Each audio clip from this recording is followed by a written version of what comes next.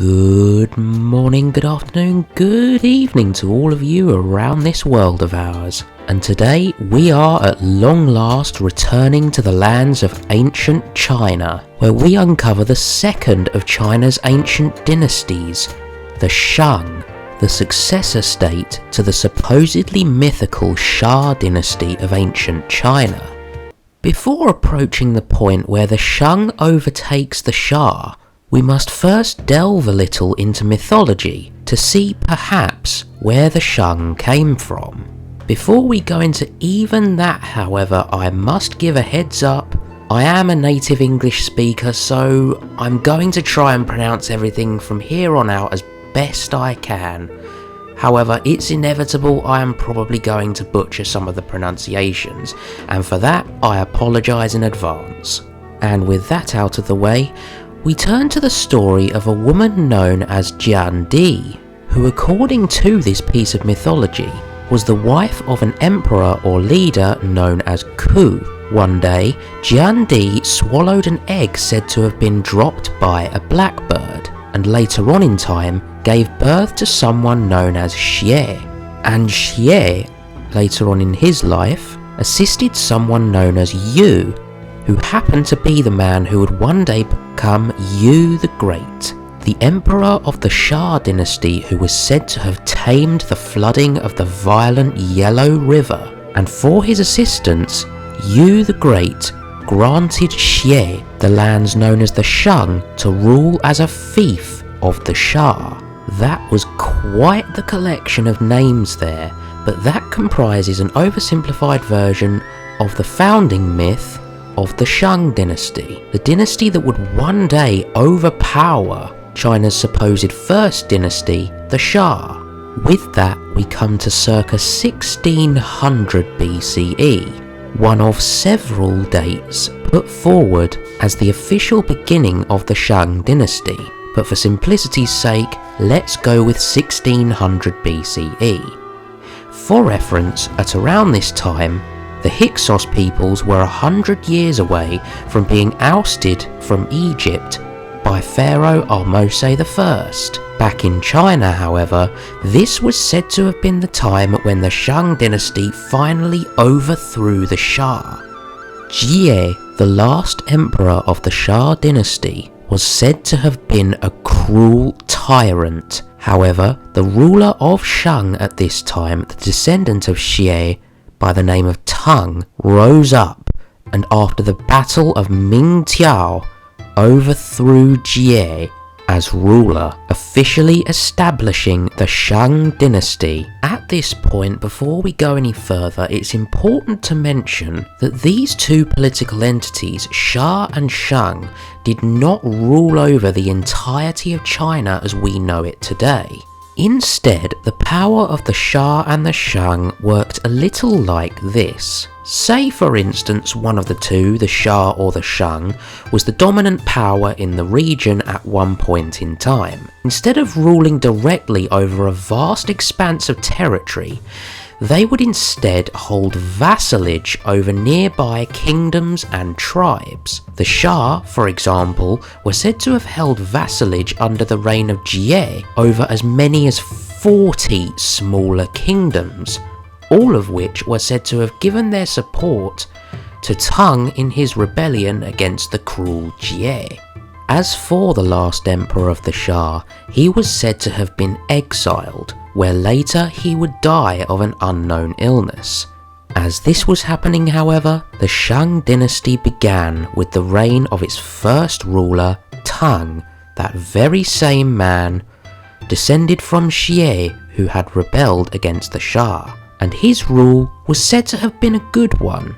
He began by lowering taxes and also reducing the conscription rate of soldiers to the army of the Shang. Because after all, who doesn't love an extra bit of cash in their pocket? And you never know when said cash might come in handy for building a brand new palace, which is exactly what Tang did.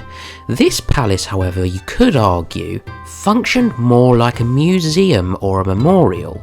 For this palace was called Sha She, and Tang built this palace to memorialise the Shang Dynasty, preserving its memory for generations to come. And for that, I agree, Tang was a very good ruler.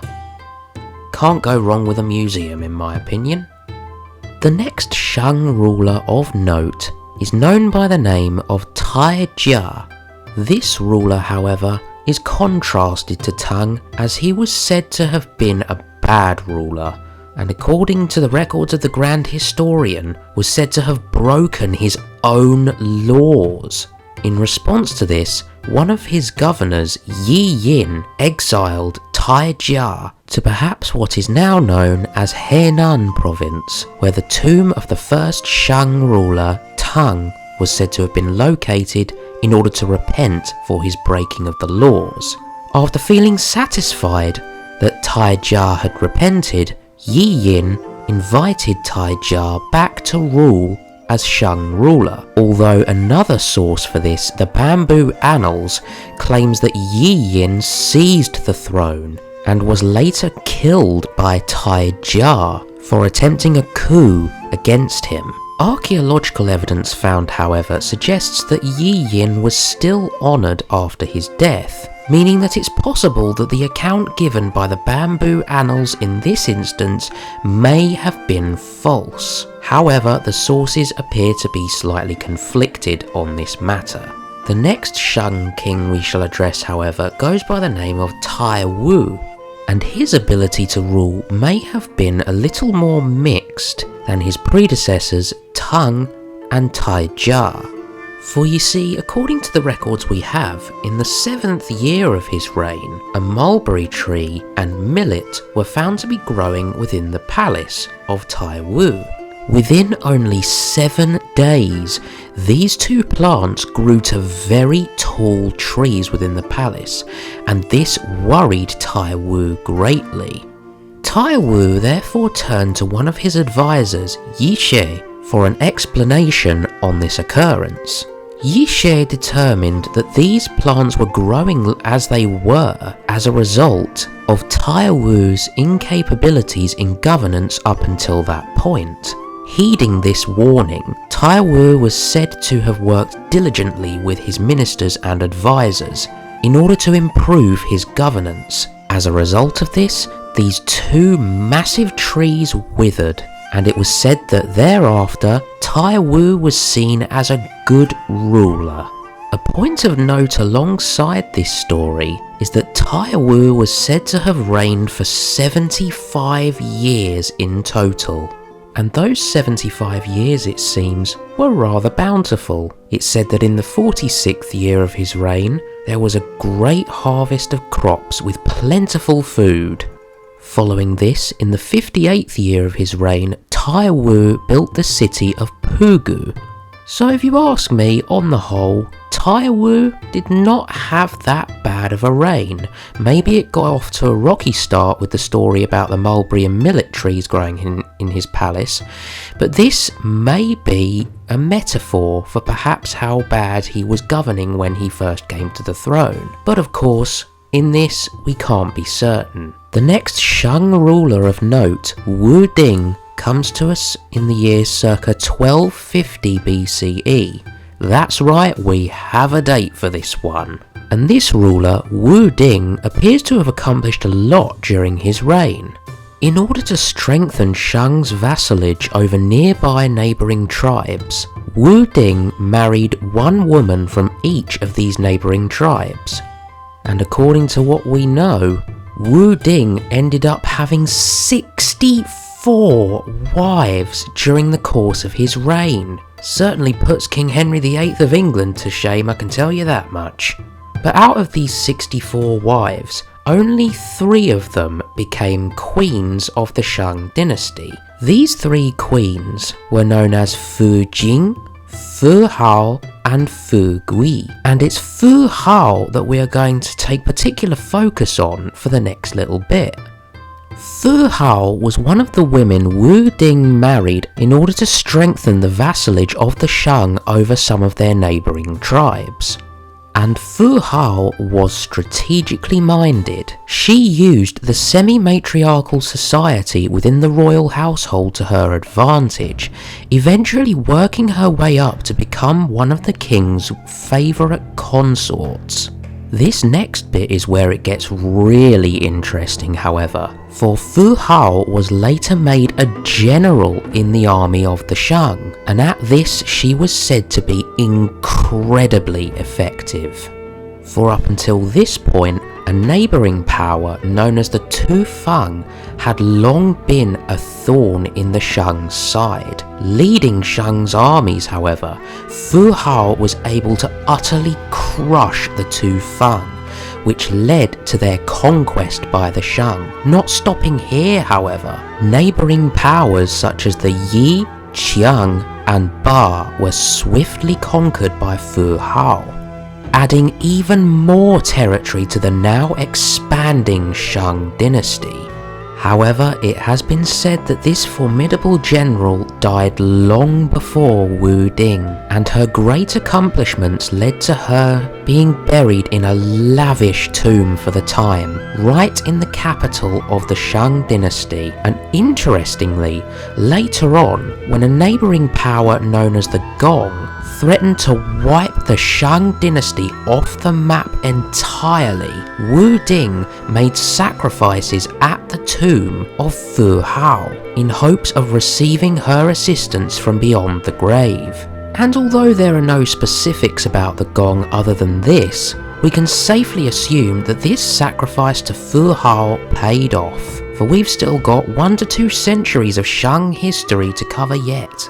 So here, Wu Ding may have made the right call in offering sacrifices to Fu Hao to gain her assistance in defeating the Gong, and as a result we can safely assume that the reign of Wu Ding over the Shang Dynasty was rather successful, seeing a great amount of expansion, which, as we shall see as we move on to the next notable Shang ruler, precipitated in the Shang Dynasty's golden age. Zhu Jia, our next Shang ruler of note, worked to expand the Shang vassalage even further by battling the wrong people to the west of Shang's borders. Unfortunately, however, after the death of Zhu Jia is when the Shang's luck and prestige begins to run out. For after the death of Zhu Jia began arguably perhaps the decline of the Shang Dynasty's prowess in the region, with a neighbouring power known as the Zhou, who were at this time gradually starting to gain power and influence in the Shang's neighbourhood. And the decline of the Shang perhaps begins with the ruler Wu Yi. For a vassal state of the Shang, the Yuqi, roughly 30 years into the reign of Wu Yi according to the Bamboo Annals, fell into civil war, and the Zhou, taking advantage of this opportunity, entered this civil war and defeated both of the contenders for the throne of Yuqi, resulting in its annexation by the Zhou, whose power would only continue to increase over the next century as the Shang declined further.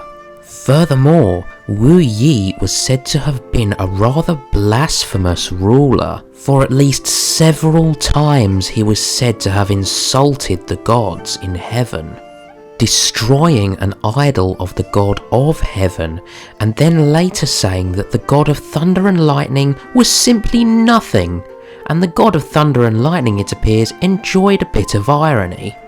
For it was said that in 1112 BCE, Wu Yi was killed when he was struck by lightning near the Yellow River, and throughout the next 20 to 30 years the Zhou would become bolder and bolder until finally, under the reign of Di Xin, the Zhou would attack the Shang and finally overpower them.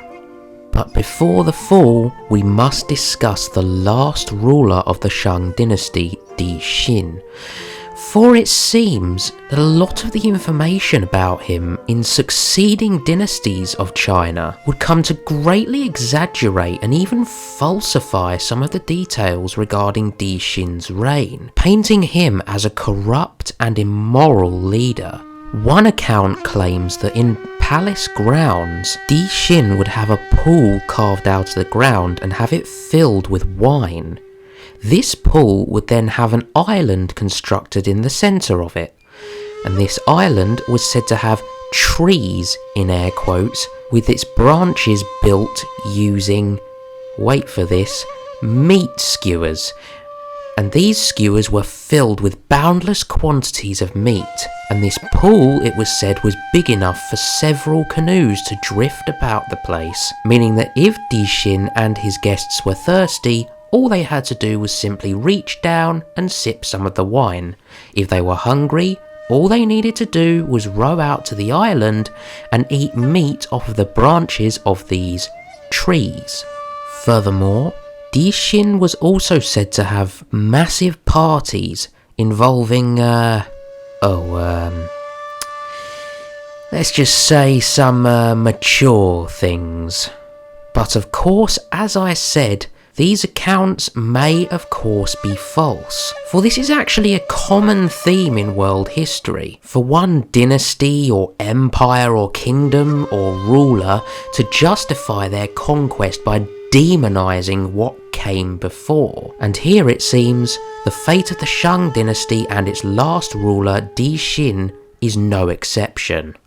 For in the year circa 1046 BCE, the Shang army was decisively defeated by the Zhou at the Battle of Muye. After this defeat, Di Xin was said to have taken his own life, ending the Shang dynasty's supremacy in China once and for all. So there you have it, the history of the Shang dynasty of China, China's second ancient dynasty, following the supposedly mythical Shah.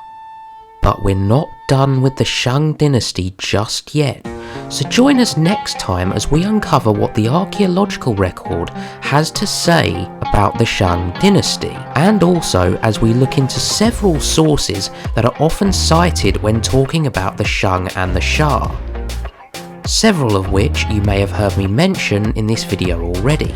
So if you enjoyed this video, perhaps consider leaving a like and maybe subscribe, so that you don't miss out on any more updates on releases from the Grand Portfolio concerning the history of our world and its many, many cultures. For now though, I'm Lewis of the Grand Portfolio, and thank you for watching.